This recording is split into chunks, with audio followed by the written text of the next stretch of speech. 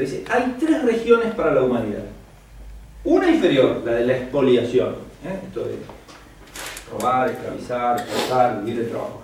Una superior, la de la caridad. Fíjense que él explícitamente dice, che, esto es superior moralmente. Hay una intermedia, que es la de la justicia.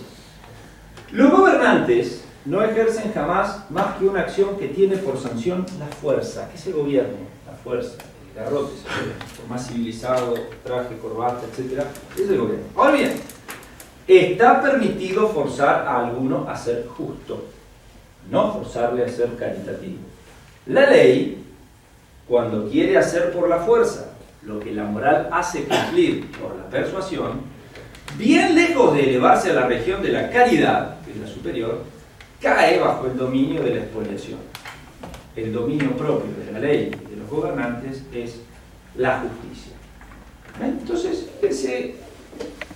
bueno, y una cosa más, les leo esto, terminamos esta parte. Esto es un texto también de este articulito que se llama Justicia y Fraternidad. Un poquito largo, pero por ahí vale la pena el tono. Dice: en cuanto a mí, en nombre de la ciencia, protesto con todas mis fuerzas contra esta interpretación miserable, según la cual, porque reconocemos a la ley un límite, se nos acusa de negar todo lo que está más allá de ese límite. Si se quiere creerlo, nosotros también saludamos con emoción la palabra fraternidad, caída hace 18 siglos de lo alto de la montaña santa, inscrita por siempre sobre nuestra bandera republicana.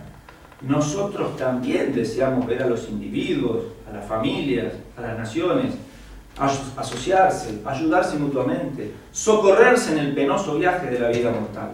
Nosotros también sentimos palpitar nuestro corazón y correr nuestras lágrimas con el relato de acciones generosas, sea que brillen en la vida de simples ciudadanos, sea que relacionen y confundan las clases diversas, sea, sobre todo, que precipiten a los pueblos predestinados, a los pueblos avanzados del progreso y de la civilización.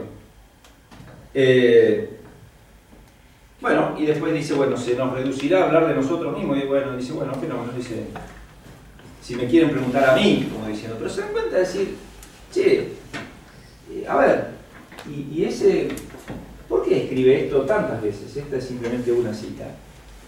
Y es un malentendido que sigue, ¿no? Vale la pena hacer algo con esto. Él hizo lo que pudo, escribió todas las veces que hizo falta. Che, me acusan de inhumano un poco más que. Es que lo único que me preocupa es, a mí no me jodan, y esto es lo que yo quiero, se acabó. Claro, si me preguntás por la ley, sí. Ahora tengo muchas cosas importantes y muchos intereses, y entre los cuales están estos, ¿no? Que tienen que ver con. Entonces, alguien que es un liberal político que reconoce la justicia de los límites a la ley, está obligado a coincidir con Bastiat en esa emocionante y poética descripción de sus propios sentimientos hacia el resto de la humanidad. No. Pero ojo, no está prohibido. Ojo con esto. No es cierto que ser liberal implique ser necesariamente insensible, sin compasión, etc. Parece casi una... Lo digo así porque no quiero tampoco obligar a la caridad, como dice Bastiat, ¿no? No se puede, porque es corromper la caridad. Pero sí se podría persuadir. Entonces, a veces estos malos entendidos, a mí lo que me preocupa es que por ahí terminan generando actitudes que no son necesarias y que son muy perjudiciales. Te doy un ejemplo que no sé si tiene que ver. Yo que mucho tiempo todavía doy alguna clase en colegios secundarios, llega a quinto año, qué sé yo, qué vas a estudiar, qué no vas a estudiar.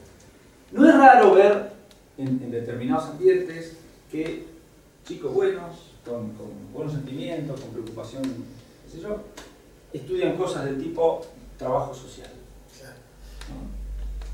Y que otro tipo normal, y que yo, y otro por ahí, qué sé yo, buen tipo, loco lindo, más chanta, diría uno, y dice, bueno, yo voy a estudiar, soy abogado, contador, tenemos a buscar. Si estudia contador son como él. A ver, ¿se dan cuenta lo que quiero decir? En la medida en que... ¿Y esto con qué tiene que ver? Ni hablar que ese pobre pibe que tiene buenos sentimientos y que quiere un mundo mejor, no piensa, por ejemplo, en ser comerciante.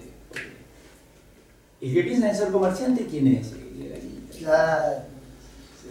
Ahora, ¿en qué medida todo esto depende de una visión errada, ¿no?, sobre cómo funcionan las cosas? Sobre el bien que hace, por ejemplo, una empresa o un comercio desde el punto de vista del desarrollo y de la suerte de las personas más pobres, que más sufren, etcétera, etcétera. Pero predomina esa imagen. Entonces vos sentís como una contradicción, como, no, comerciante, qué sé yo, que se dediquen los tipos, no son materialistas, yo voy a hacer trabajo social, no sé qué otra cosa.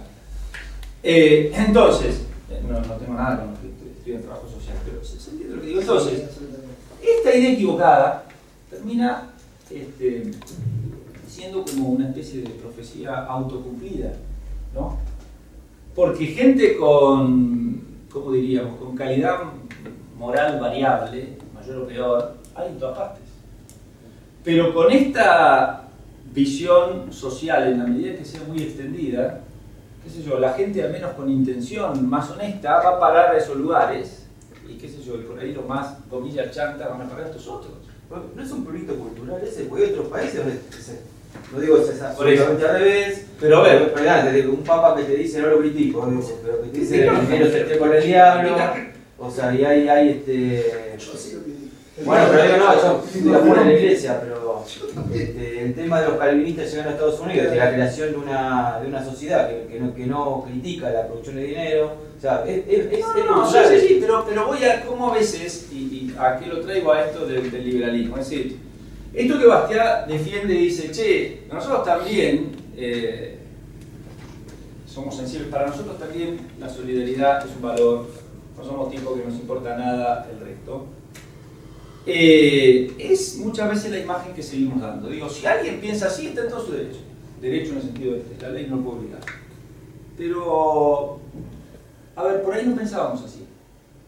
Que no crean que es obligatorio pensar así porque ahora me hice liberal. Ah, mira, antes me importaban los pobres, pero me doy cuenta que se mueven. Eso es un disparate. Yo soy liberal, antes me importaban los pobres. Esa es la frase. Es un disparate. Entonces, si alguien es liberal y no le importan los pobres en el sentido de que él no quiere tener ninguna obligación, está en su derecho en este sentido. La ley no debería obligarlo, fenómeno. Pero no lo pensemos al revés, ¿no? Che, ahora que empecé a leer sobre el liberalismo y qué sé yo, al fin me di cuenta, ¿no?, de que esto de que yo, que se mueran. Que el pobre es pobre porque quiere. Lo que sea, pero se entiende, no Sí, es necesario, es muy importante, ¿no?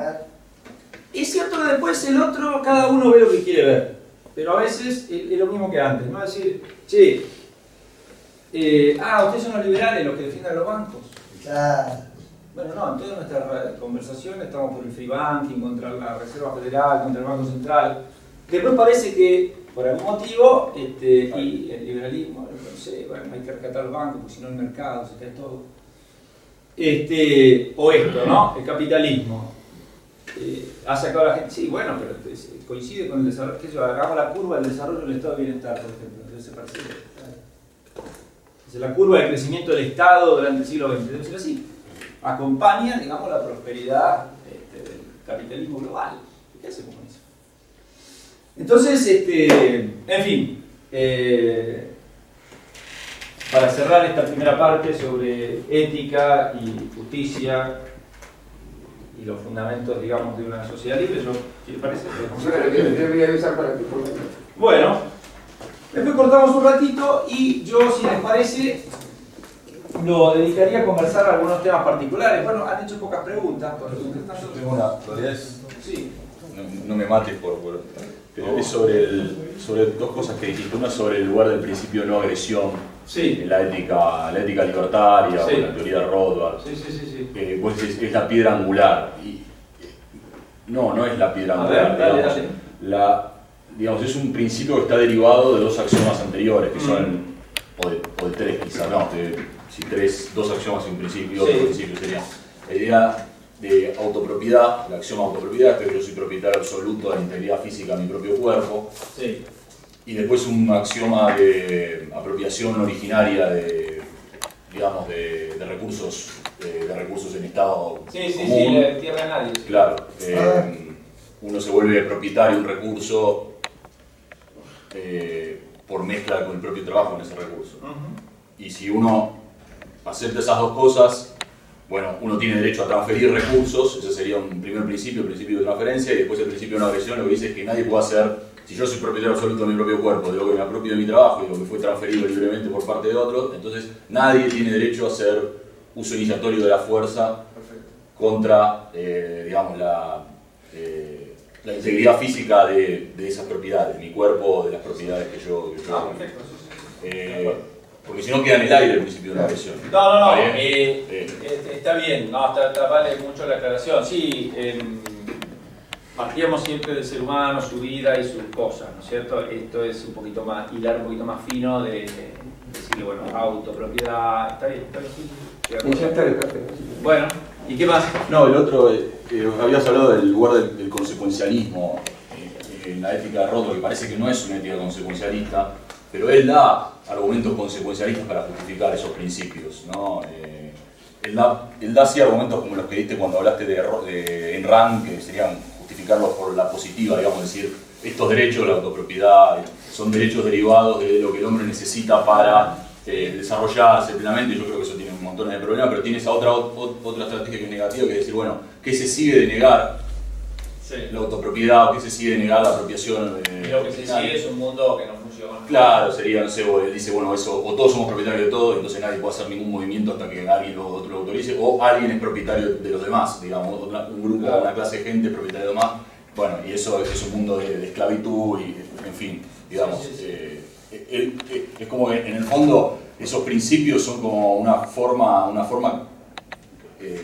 como se dice, resumida de hablar de esos hechos, ¿no? Es decir, la autopropiedad en realidad es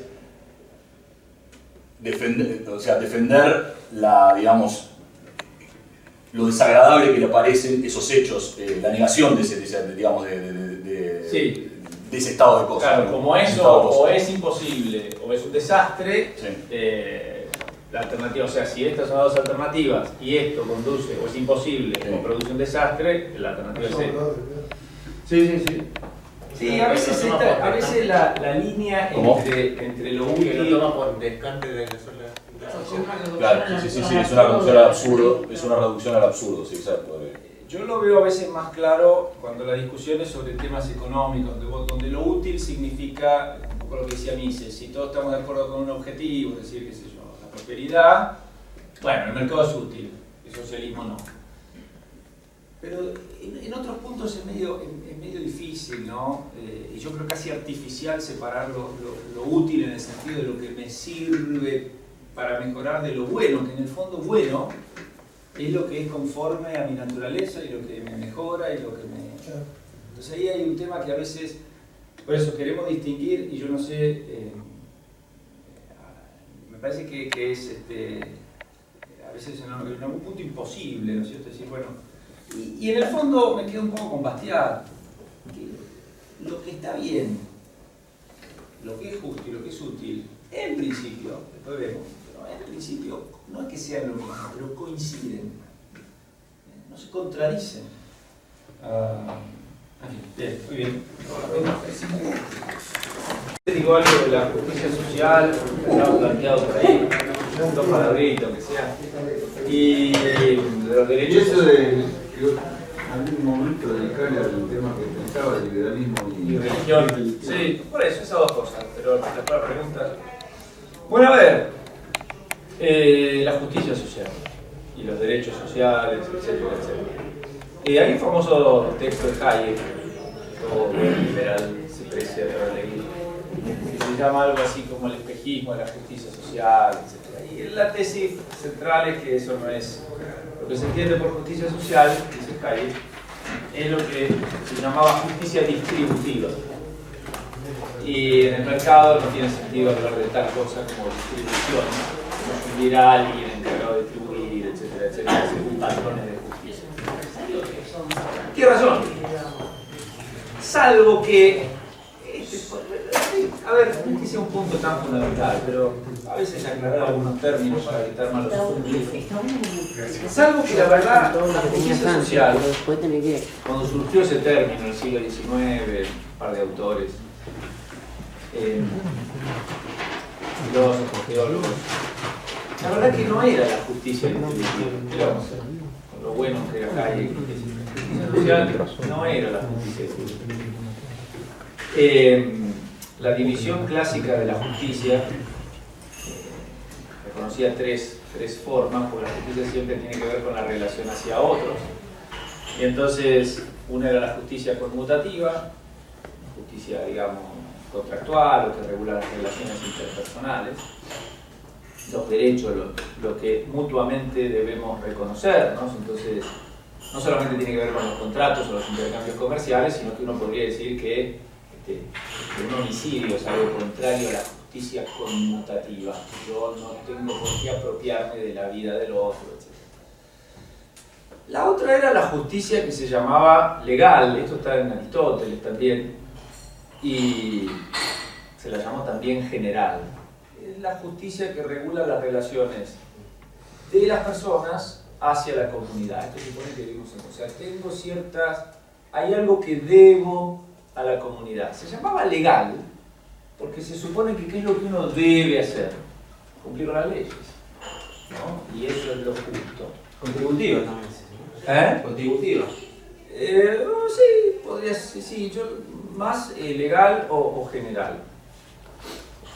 La distributiva, ¿cuál era? Era la que regulaba las relaciones en cualquier comunidad de la autoridad hacia sus miembros, suponiendo que hubiera algo para distribuir. En general se decía que lo que puede haber para distribuir son cargas o beneficios. Por ejemplo, en una familia puede haber cuestiones de justicia que resuelven los padres, ¿no es cierto? Es decir, hay un presupuesto, ¿cómo lo distribuimos entre lo que me piden o necesitan mis hijos? ¿Les gasto por mes lo mismo en cada uno de mis hijos? ¿Eso es lo justo? Eso es una tontería. ¿Viste? El mes que se me enfermó uno, gasté más en remedio para este y los otros gracias a Dios no compré remedio. Y depende. Entonces, si se puede hablar allí de justicia distributiva, es porque hay que respetar una cierta proporción. A veces se ha puesto como ejemplo de justicia distributiva, por ejemplo, las cargas impositivas. Es decir, suponiendo que hay que sostener un gobierno, bueno, ¿cómo será lo justo de repartir esa carga? Y ese sería un caso de justicia distributiva. Hay que establecer un criterio. Algunos creen que lo justo es lo proporcional al patrimonio, lo proporcional a los ingresos, otros creen que eso no es justo, porque yo tengo que pagar en base a lo que tengo, cuando en realidad no se sigue ese criterio para ningún otro bien o servicio. Es decir, ustedes no pagan el kilo de carne o la consulta odontológica según sus ingresos o según su patrimonio. ¿Por qué los servicios que provee el Estado? Otros dicen, bueno, por ahí, como el Estado presta servicio de seguridad, lo justo sería distribuir la carga según aquello que tiene, según el patrimonio, en el sentido de que si yo tengo más para que me cuiden, se supone que el Estado está gastando más en mí que en otro. Es un principio parecido al que se utiliza en los consorcios con las expensas, ¿no es cierto? Donde qué sé yo, el departamento de 4 ambientes paga más que el monoambiente. Bueno. Así que la justicia distributiva es eso. ¿Y qué es la justicia social? ¿Qué se le ocurrió a uno hablar de la justicia social en el siglo XIX? Y es cierto que después se ha derivado, y mucha gente que hoy habla de justicia social enseguida habla de la redistribución de los ingresos, de los impuestos progresivos, etcétera, etcétera. La justicia social, sobre esto hay siempre interpretaciones distintas, pero la que a mí me pareció más plausible es esta. La justicia social surgió como una idea relativa, referida a lo que era la justicia legal o general, pero con la intención de que no se podía aceptar el orden jurídico-político tal como estaba, sin más, sino que se necesitaban reformas. Entonces, es como si yo dijera, mirá, no podemos decir que la justicia consiste simplemente en cumplir con la ley si yo estoy diciendo que el sistema institucional hay que cambiarlo. Y hay que cambiarlo en nombre de ¿qué? De la justicia. ¿De qué justicia? ¿La justicia legal o la justicia social? ¿No? En otro nombre.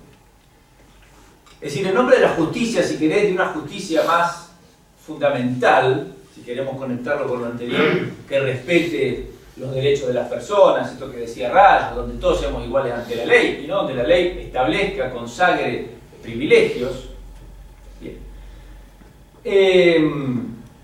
Después, es cierto que ese concepto empezó cada vez más a ser asociado a justicia, a la cuestión de la desigualdad, o sea, la justicia social y la desigualdad.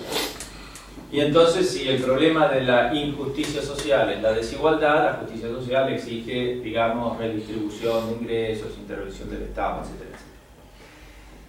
etc. Con esto, como ustedes se dan cuenta, no estamos arreglando nada. Lo único que estoy diciendo es que es posible una concepción de la justicia social que, uno, tenga sentido, dos, no signifique redistribución de ingresos ni justicia distributiva. Seguramente no era la justicia distributiva, la justicia social de autores como Taparelli, Rosmini, que son los del siglo XIX.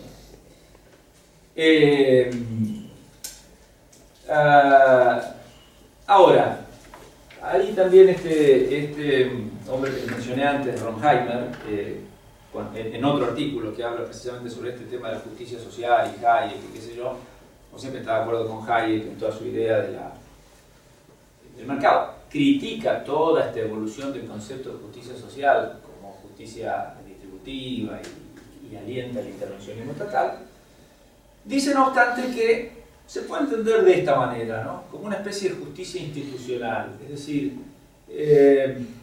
la justicia social no se refiere a los resultados del mercado, sino en todo caso podría referirse a las reglas del mercado. O sea, ya hablando más de una cosa muy concreta, nosotros siempre decimos, che, ¿el mercado libre dónde está? Bueno, en ningún lado.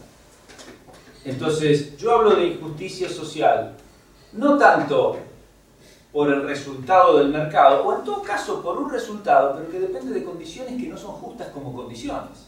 ¿Y eso cuándo pasa? Ahora. En mayor o menor medida, en todas partes. Entonces, la injusticia social, en todo caso, es como una especie de, si le creemos a una posible interpretación, una especie de injusticia institucional, donde hay privilegios, donde hay proteccionismo. ¿Hace falta llamar a eso justicia social? No.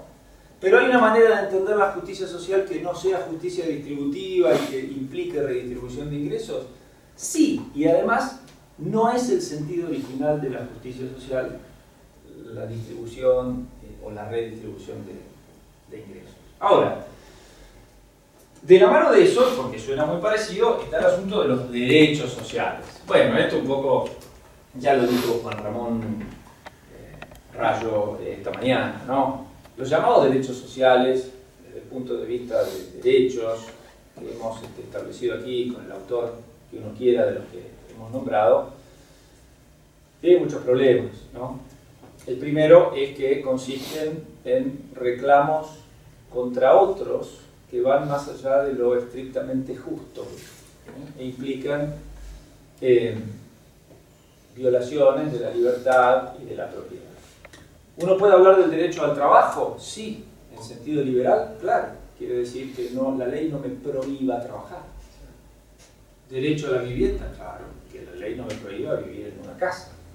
Pero si el derecho a la vivienda es, no tengo vivienda, no la quiero construir y alguien me la tiene que dar, cualquiera entiende que ahí hay un problema. Yo estoy proclamando el derecho a que otro me dé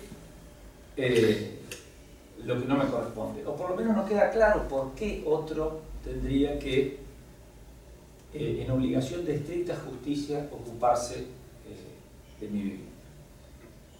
Si hay otro que me quiere regalar una vivienda, eso está perfectamente establecido y es perfectamente posible dentro del marco de una sociedad libre.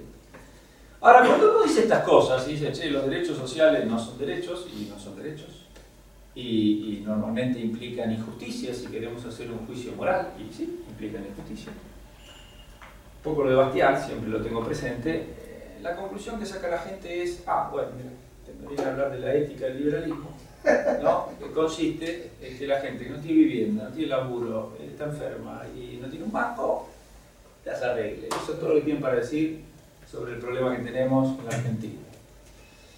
Bueno, la verdad que no es todo lo que tenemos para decir. Entonces, hay dos cosas.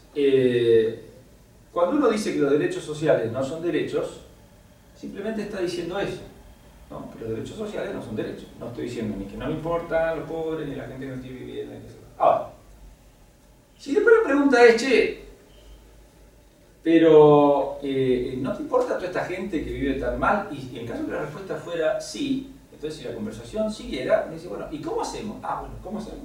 O sea, ¿cómo hacemos para crear una sociedad donde estas personas, en lugar de estar excluidas, puedan integrarse, puedan tener trabajo, un trabajo cada vez más productivo, una sociedad en la cual más gente, de nuevo, pueda trabajar, donde la productividad crezca, donde sus ingresos sean mejores, y una sociedad donde la solidaridad, la ayuda mutua, la generosidad pueda tener lugar? Bueno, yo creo que es una sociedad con un marco bastante distinto al que proclama la teoría de los derechos sociales. Y que la teoría de los derechos sociales me parece contraproducente con una sociedad que progrese, que incluya gente, etcétera, etcétera. Pero esto se dan cuenta que ya no es, esto último, ya no es una discusión ética, es una discusión económica. O sea, ¿por qué una sociedad que restringe las libertades, que fuerza redistribuciones de ingresos y patrimonios, es una sociedad que falla en su intento de integrar personas y de promover el desarrollo? Ya es una discusión ética, es una discusión praxeológica, digamos, económica. Entonces, y siempre hay que decir las dos cosas, ¿no? O sea, mostrar que esto de los derechos sociales me parece no solamente es algo que no es un derecho, sino que tampoco es la mejor manera de lograr el objetivo de una sociedad próspera. Es cierto que a veces es difícil porque mucha gente, incluso en la academia, en las universidades, etc., está muy instalado esta idea de que estas afirmaciones sobre las ciencias sociales, etc., hay que comprobarlas empíricamente, ¿no? Y empíricamente el estado de bienestar existe en todas partes. Y más o menos, cuanto más desarrollado es el país, casi más desarrollado el estado de bienestar. Y por lo tanto, esto que yo estoy diciendo, che, mira, esto de los deseos sociales y de los derechos sociales y el estado de bienestar no conduce a la prosperidad, que no sé cuánto, pareciera no tener correlación con el mundo real. Vieron que siempre se pone el ejemplo, ¿no? Pero fíjate, Suecia, países nórdicos. Bueno, hay un trabajo complicado para hacer, en el sentido ¿no? Que mucha gente se toma el trabajo de hacerlo, pero es mostrar, a ver, ¿cuál es la causa de la prosperidad? Si uno quisiera seguir en esta discusión, ¿cuál es la causa de la prosperidad? ¿Por qué una comunidad se vuelve más próspera, más rica, con más posibilidades? ¿Es por el Estado que tiene, la cantidad de impuestos que toma, o por otras cosas? ¿Es a pesar de eso o es por eso? No hay manera de eludirle a la teoría económica en el sentido en que la estamos entendiendo acá. Eso no se resuelve con estadística, ni con regresiones.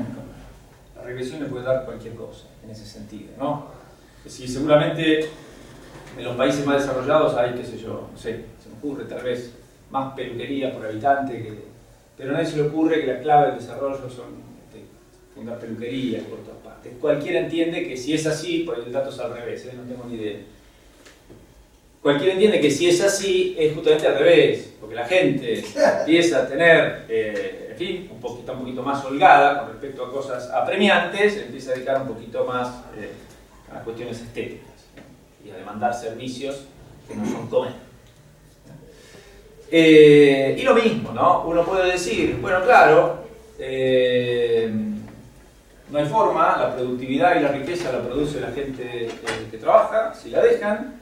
Y bueno, sí, Después el Estado depende, ¿no es cierto? Un Estado que recauda muchos impuestos es obviamente un obstáculo al ahorro, a la capitalización, al aumento de la productividad laboral, pero después no es lo mismo cómo se administra eso, ni cómo funciona la justicia, ni muchos otros aspectos que puede haber dentro de esa economía, ¿no es cierto? Por ejemplo, siempre se habla de los países nórdicos, ¿no? Que cobran muchos impuestos, pero resulta que, como siempre, uno mira lo que quiere mirar. Y después no mira, por ejemplo, qué sé yo, qué tan abierta es la economía sueca con respecto, por ejemplo, al mercado mundial. Ya los impuestos que cobran, ¿no? O, no sé, cuántos impuestos se cobran sobre sociedades o empresas y cuántos se reparten directamente sobre individuos, ¿no? Porque vieron que acá a los que hay que cobrar impuestos son a las empresas, qué sé yo, que a la gente parece que no, en fin. Así que sí. Perdón, tengo entendido que el empleo público en Suecia Sí. no tiene ningún tipo de estatuto. El que no trabaja no se va y no hay... Puede ser, pero no es un caso. Sí leí el otro día a un tipo que era creo que era sueco también, un legislador, que decía que no tenían asesores ellos y que no tenían además no sé qué otra cosa. Entonces vos le decís, che, ¿y te gusta el modelo sueco, por ejemplo, que los legisladores no tengan asesores? Y no, a esa parte no les gusta, porque tienen 30, 40... El efecto séquito que viene. No hay pino solar.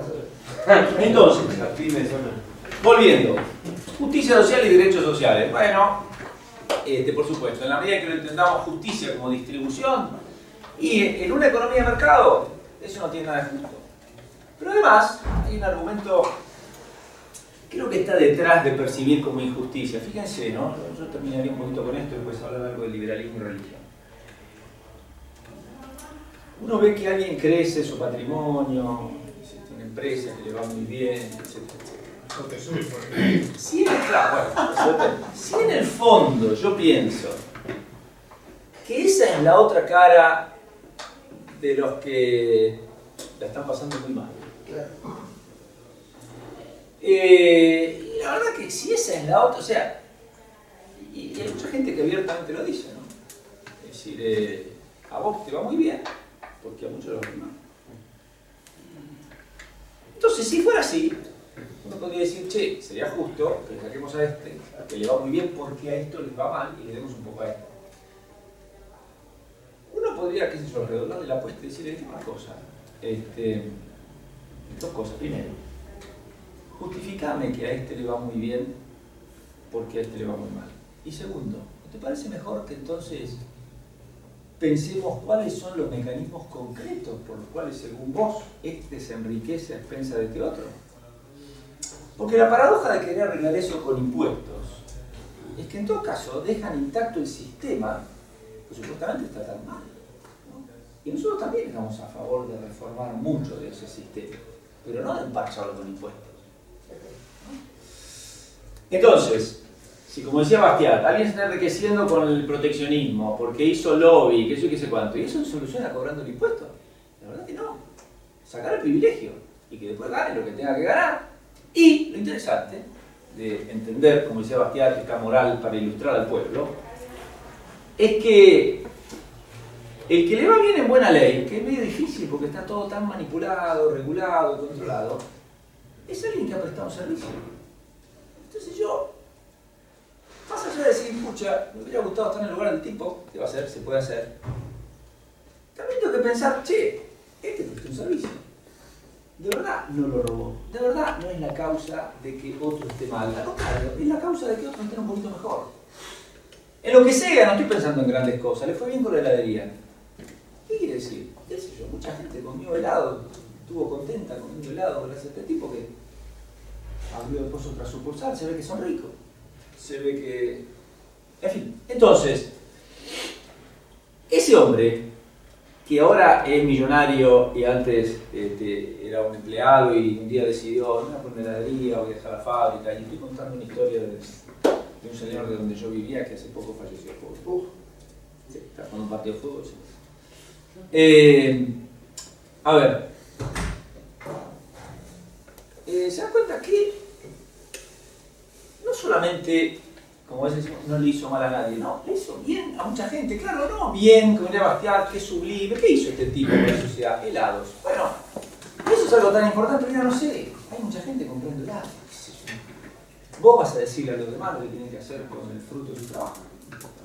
Y si hay mucha gente que se benefició de sus helados, y esa es la otra cara de que él ahora tiene mucho dinero, ¿qué quiero arreglar yo sacándole lo que tiene, impidiéndole administrar? Parece que administró bastante bien lo que le tocó administrar. Y agrandó la heladería y qué sé qué sé cuánto. Con lo cual, el tipo está contribuyendo no solamente a su bienestar, sino al desarrollo de la sociedad. Y les pongo el ejemplo de la heladería, para no poner un ejemplo de algo que es Claro, un avance de no sé qué, en la salud. Va. Ahora, si yo le planteo otra cosa, y el planteo es, che, la mitad de lo que ganaste lo voy a sacar, y qué sé yo, qué sé cuánto. No solamente que ya los incentivos son distintos, que además ahora como el que decide quién gana y quién pierde ya no es el consumidor, sino que es el Estado, y yo trato de ver cómo me acomodo, y si tengo un conocido, y si alguien me puede sacar el papel, y si el inspector, y si hay que coimear, todas esas cosas que son resultado del intervencionismo. Además, ¿no es cierto? No es que la sociedad, él está peor, pero no es que los demás están mejor. O sea, lo que se ve es que bueno, claro, con estos impuestos el Estado hizo algo, no sé, una escuela o dio un subsidio, lo que sea. Lo que no se ve, ¿no?, es como una sociedad de un modo nunca perfecto, pero sí un poco más armónico, se hubiera desarrollado el beneficio de todos. Entonces, nada, ¿no es cierto? La crítica a los derechos sociales no tiene nada que ver con no querer el progreso de la gente excluida, pobre, no tiene trabajo, etc. Todo lo contrario, pero es complicado de mostrarlo y que sea. ¿Alguna pregunta sobre esto? ¿Son tenistas? Sí. Tampoco podemos soslayar el rol que tuvo la Iglesia en promover el tema de la justicia social, ¿no? Porque no olvidemos que ya en 1895, con la encíclica Rerum Novarum, León XIII aborda lo que en ese momento era la cuestión social, y bueno, fulminante en una crítica contra el liberalismo, y habla justamente de la justicia social y este rol que tenía que tomar la sociedad para redistribuir, para compensar falencias. De alguna manera, la idea de también frenar el comunismo, el avance del comunismo en el mundo, pero digamos que la doctrina social de la Iglesia, que tiene partida en Rerum Novarum, tiene después una trascendencia, sobre todo en el mundo católico, hispano, italiano y latinoamericano, enorme, en los movimientos que vinieron después, incluso hasta el peronismo. Bueno, es muy complicado. Yo soy profesor de doctrina social de la Iglesia. Bueno. La encíclica Rerum Novarum no menciona la justicia social, es del año 1891. La que menciona la justicia social es una del 31 de Pío XI, Cuadragésimo año. Es más, no quiero entrar en este tema, pero a ver, es cierto, ya con Cuadragésimo año y un poco después, yo recomiendo el artículo de Ronheimer por el tema de la justicia social. Es verdad que buena parte del movimiento cristiano ha utilizado justicia social en este otro sentido de empezar a redistribuir, etcétera, etcétera. Pero en la doctrina social de la Iglesia uno encuentra muchas cosas. Hay incluso un texto de Rothbard, ¿no?, sobre, no me acuerdo si el título general era sobre economía y cristianismo o algo por el estilo, donde él dice, él compara la Rerum Novarum, que es de 1891, y la Cuadragésimo año del 31. Porque tenía que hacer un informe para la Volcker Fund, que era la entidad que financiaba sus investigaciones, etc. Y él pone, digamos, cuando lee la Rerum Novarum, que era la de León XIII, tiene un comentario bastante favorable. Si el tema es economía y cristianismo, ¿no es? Dice, che, esto no está mal. ¿Y por qué dice eso? Más allá de alguna crítica, porque uno encuentra en la